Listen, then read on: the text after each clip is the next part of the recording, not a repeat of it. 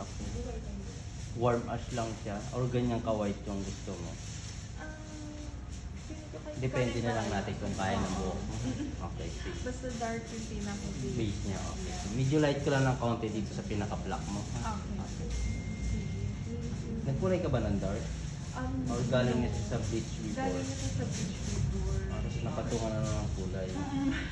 Okay, may part na magdadry dito sa previous bleaching. Ito kasi yung before. Kasi hindi ko siya nagiging kasi masyadong malalaki. Kailan yung last na yan? November pa eh. Ngayon November lang? No, last year? 2022 pa naman Okay. siya. Sige. Thank you. Pa-prepare ko lang ha. Okay. Thank you. Ganda. Thank you. Super ganda.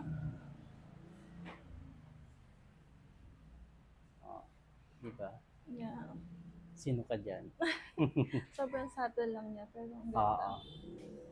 Parang hindi siya awkward pag nag-grow yung... Pag nakakulot siya, mas maganda yung ano niya. Yeah. Yan. Kamusta? Ganda. Thank Beyond you so expectation. much. Ganda. So, ayan, nalaga mo ng purple shampoo. And then, 2 months touch-up tayo. Sige. Sure, babalik ako. Yes. Gawan ko rin to ng TikTok. Yes. So, thank you so much. Thank you.